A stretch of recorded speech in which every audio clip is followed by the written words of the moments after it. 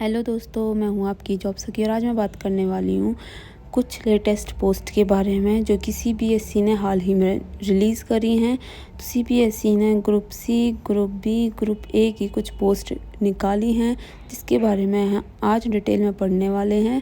मैं आज इन सब की इन्फॉर्मेशन आपको डिटेल में दूंगी। तो सबसे पहले हम बात करेंगे ग्रुप सी के बारे में। ग्रुप सी में उन्होंने 2 पोस्ट निकाली हैं। अकाउंटेंट पे लेवल 4 जिसकी मैक्सिमम एज 30 है एंड टोटल पोस्ट इसमें 7 निकली हैं। सेकेंड हम बात करें जूनियर अकाउंटेंट पे लेवल 2 की जिसकी मैक्सिमम एज इन्होंने 27 रखी है और टोटल पोस्ट इसमें 20 हैं। तो ग्रुप बी के बारे में अगर हम बात करें तो ग्रुप बी में भी इन्होंने 2 पोस्ट निकाली हैं। जूनियर इंजीनियर पे लेवल 6 जिसकी मैक्सिमम एज 32 है, टोटल पोस्ट इसमें 17 है।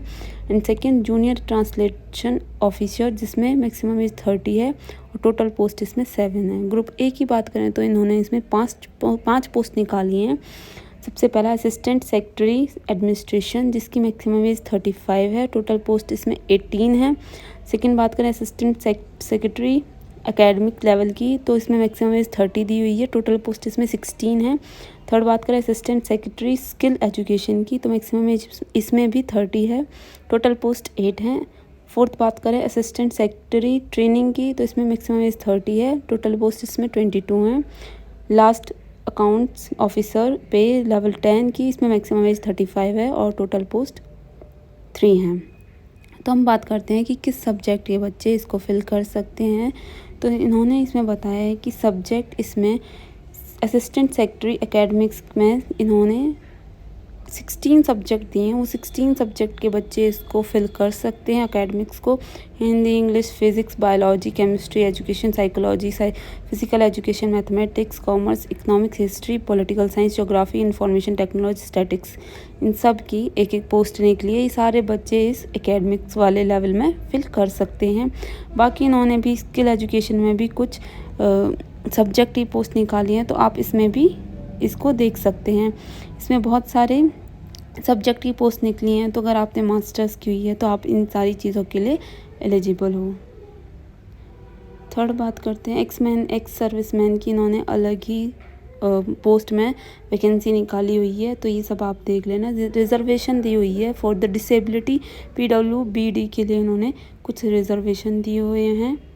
इसके बाद है recruitment rule for the advertised post. इन्होंने बताया है कि इसके लिए जो भी रूल्स हैं कि क्या क्या क्वालिफ़िकेशन होनी चाहिए वो इन्होंने यहाँ पर दिए हुए हैं। जैसे असिस्टेंट सेक्रेटरी एडमिनिस्ट्रेशन के लिए बैचलर डिग्री किसी भी रिकॉग्नाइज्ड यूनिवर्सिटी का विद मैक्सिमम एज 35 होना चाहिए। मैक्सिमम एज 35 होना चाहिए। तो इन्होंने रिक्रूटमेंट रूल्स निकाले हुए हैं तो ये आप अपनी क्वालिफ़िकेशन के हिसाब से देख सकते हैं। इसमें इन्होंने असिस्टेंट सेक्रेटरी स्किल एजुकेशन के लिए भी इन्होंने पोस्ट ग्रेजुएशन मांगा है, ट्रेनिंग के लिए भी post graduation with BEd, net and SLT। Account officer के लिए इन्होंने बैचलर डिग्री मांगी है विद इकोनॉमिक्स या फिर अकाउंट्स, कॉमर्स, फाइनेंस, इन सब में इन्होंने ये मांगा है।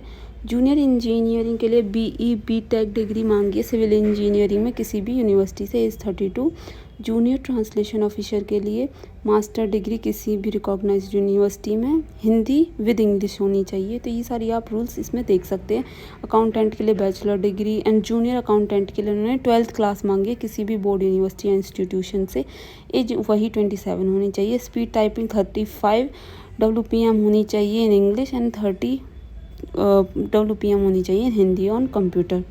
तो एज की बात करें तो एज मैंने आपको बता दी। SC ST को 5 साल का रिलैक्सेशन मिलेगा, OBC वालों को 3 साल का और PWBD जनरल कैटेगरी वालों विद इंक्लूडिंग वुमेन को 10 ईयर का। ये सारी आप चीज़ देख सकते हो कि किस किस में इन्होंने एज रिलैक्सेशन दी है। एक सर्विसमैन को भी group A and B post के लिए 5 साल की दी है। ग्रुप C के लिए भी इन्होंने कुछ रिलैक्सेशन दी हुई हैं। वुमेन के लिए 10 साल की है। एग्ज़ामिनेशन फ़ीस की हम अगर बात करें तो ग्रुप A की जो फ़ीस है वो 1500 है। ग्रुप B एंड C की फ़ीस है वो 800 है। वो भी अनरिजर्व्ड यानी जनरल, OBC और EWS वालों के लिए कोई फ़ीस नहीं लगेगी। SC ST PWBD एक serviceman, women, regular CBSE employees के लिए कोई फ़ीस नहीं लगेगी, वो इसे फ्री में फिल कर सकते हैं।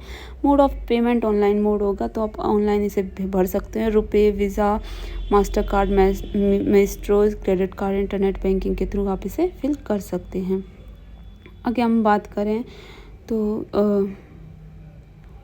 स्कीम ऑफ एग्ज़ामिनेशन की, अब एग्ज़ाम होगा तो उसकी स्कीम क्या है, तो इन्होंने बताया है कि 3 लेवल में होगा, टायर 1, टायर 2 एंड उसके बाद होगा इसमें interview.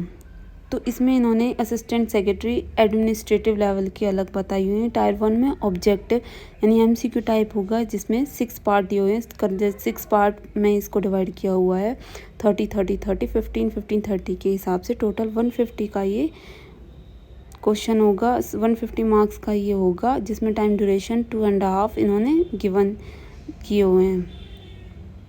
Number of questions part first में 30 होंगे, जिसका टोटल मार्क्स 60 होगा। इसमें इन्होंने ये भी बताया हुआ है कि 60 जो टोटल मार्क्स का ये पेपर होगा टायर 1 का, वो 300 मार्क्स का पेपर होगा, जिसमें से 150 क्वेश्चंस होंगे, पर क्वेश्चन 2 मार्क्स के होंगे, पर क्वेश्चन 2 मार्क्स का होगा, इसमें इन्होंने ये दिया हुआ है।